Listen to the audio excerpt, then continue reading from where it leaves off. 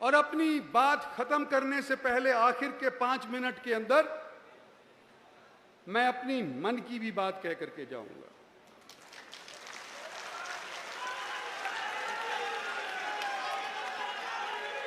और मेरा आप लोगों से निवेदन है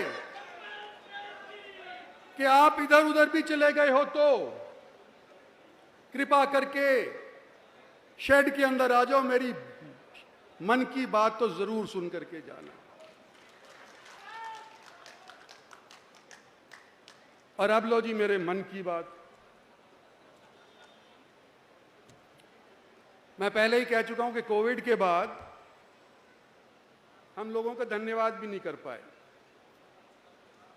10 सीट दूसरी बार भारतीय जनता पार्टी को मिली। एक बार सन 99 के अंदर मिली थी, जब कारगिल का युद्ध संपन्न हुआ था, खत्म हुआ था, हम विजयी हुए थे। और एक बार अब मिली जब दोबारा से नरेंद्र भाई मोदी को प्रधानमंत्री के तौर के ऊपर प्रोजेक्ट किया। हम धन्यवाद नहीं कर पाए क्योंकि इलेक्शन हरियाणा के हुए, और हरियाणा के इलेक्शन के अंदर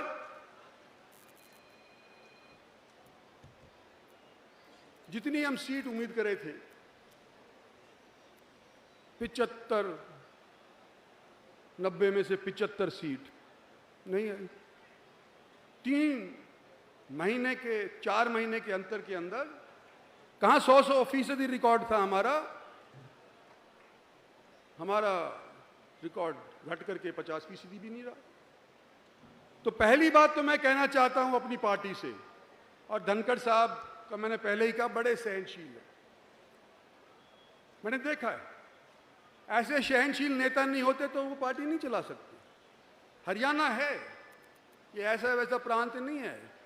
हरियाणा के अंदर भी धाकड़ लोग रहते हैं, कई जगह के अंदर रहते हैं, अपने आप को 30 मार का समझते हैं, और उनकी सुनी नहीं जाएगी तो आपे से बाहर भी हो जाते हैं।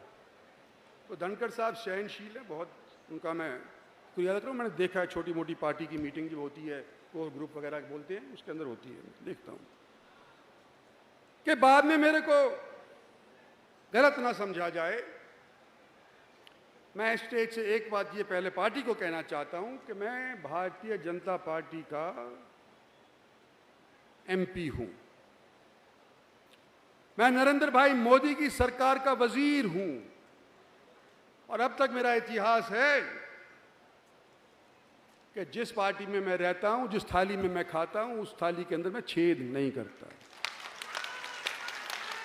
ये पहले ही स्पष्ट हो जानी चाहिए बात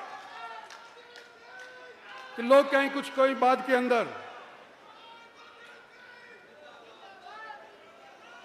और दूसरी बात मैं यूं कहना चाहता हूं पार्टी को, और धनखड़ साहब को तो क्या मैं कहूं, ये तो मेरे साथी हैं। आपके बीच के अंदर कुछ संघ वाले भी बैठे होंगे, आपको पता नहीं, हो सकता है आपका पड़ोसी हो, जो रिपोर्ट करेंगे कि इसके ऊपर क्या हुआ। तो भाई मैं डबली सेफ होना चाहता हूं कि एक तरफ तो धनखड़ साहब कहें, एक तरफ से वो कहें, कहीं ऐसा ना हो बीच के अंदर मेरी बात बरगला दी जाए और खराब कर दी जाए। मैं क्या कहना चाहता हूं पार्टी से कि मैं इस स्टेज से कुछ नहीं मांग रहा। कोई सोचे कि ये इसलिए इसने करी है कि कुछ चाहता होगा, कुछ नहीं चाहिए। सिर्फ शहीदों को नमन करने के लिए आज के दिन स्टेज के ऊपर आया हूं। पार्टी से मुझे आज के दिन बहुत मिल रहा है, मुझे पार्टी से और कुछ नहीं चाहिए। एक चीज के ऊपर मैं अड़ सकता हूं, वो मेरी इज्जत, मेरे साथियों की इज्जत, मेरे एरिया की इज्जत। ये नेगोशिएबल नहीं है।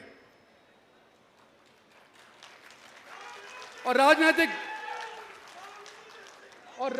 तौर के ऊपर अगर देखो, सन 14 के अंदर नरेंद्र भाई मोदी प्राइम मिनिस्टर बने, पहली बार अपनी मेजॉरिटी हरियाणा के अंदर भारतीय जनता पार्टी लेकर के आई अपने बलबूते को। हरियाणा में 90 सीट हैं, हम 47 के ऊपर ही क्यों सीमित रह गए?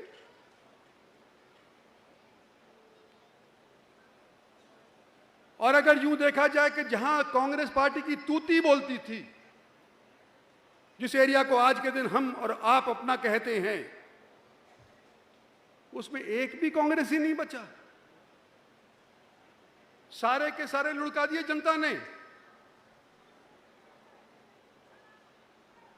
और भारतीय जनता के एमएलएस को वहां पर स्थापित कर दिया। तो ये हमारा आपका मिलमा क्षेत्र है, जिसके सहयोग से और नरेंद्र भाई मोदी के आशीर्वाद से पहली बार सन 14 के अंदर ये सरकार हरियाणा के अंदर बीजेपी की बनी। और दूसरी बार पता नहीं कहां से नारा निकल आया, अब की बार 75 पार, अब की बार 75 पार। हम भी गफलत में मारे गए कि भाई 75 तो क्या ही 80 पहुंच जाएंगे, परिश्रम करने की जरूरत ही नहीं, घर बैठो जीत जाएंगे। तो भाई हम अहीरवाल से बाहर नहीं निकले। और नतीजा क्या हुआ कि अहीरवाल के अंदर भी जो 2-4 सीटें थी पहले दिवाई थी, उनमें भी घाट हो गई। रेवाड़ी जैसी सीट जो हम जीत सके थे, भाई जयचंद्र ने हरा दी, हमारी पार्टी के लोग थे, उनको इनाम भी मिल गया।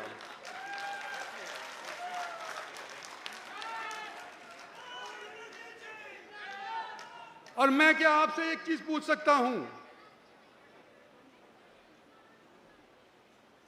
कि क्या हम अहीरवाल तक की सीमित लड़े, नसीबपुर की ही लड़ाई लड़ेंगे, या किसी दिन पानीपत की भी लड़ने के लिए चलेंगे?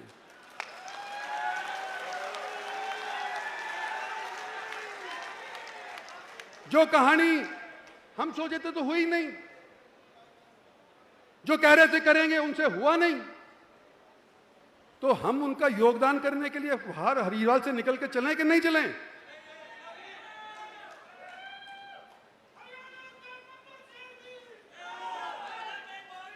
और ये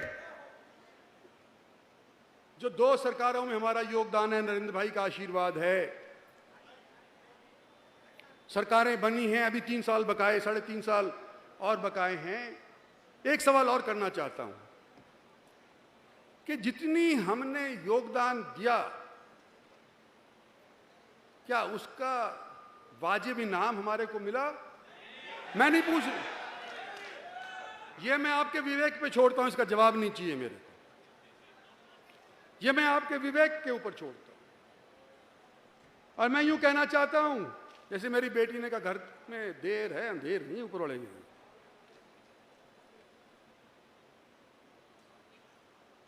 दूसरे,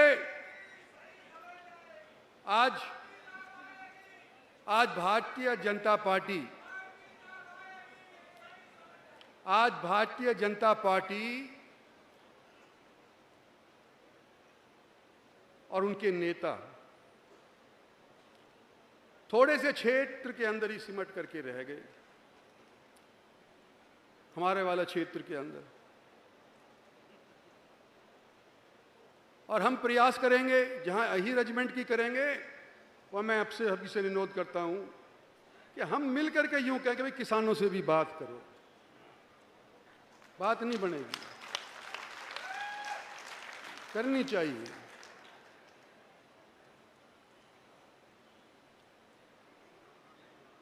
मैं जवानों को कुछ कहना चाहता हूं, भाई अपना इतिहास पढ़ो, समझो। आपकी अभी नई नई बुद्धि है, पूरी तरह से मैच्योर नहीं हुई है। क्या पता क्या निर्णय ले बैठो, उल्टा सीधा।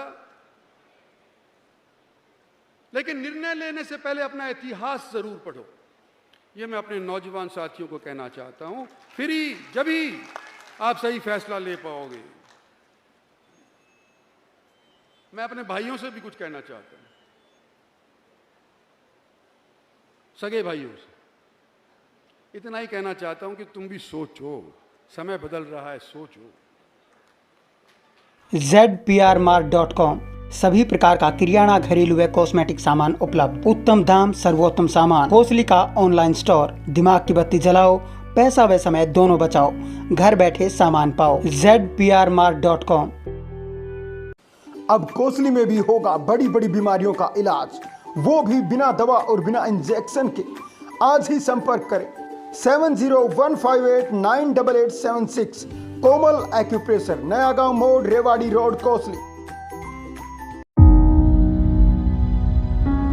मेघा चर्मरोग अस्पताल, कोसली का नंबर 1 चर्मरोग विशेषज्ञ, नया गांव मोड़, कोसली।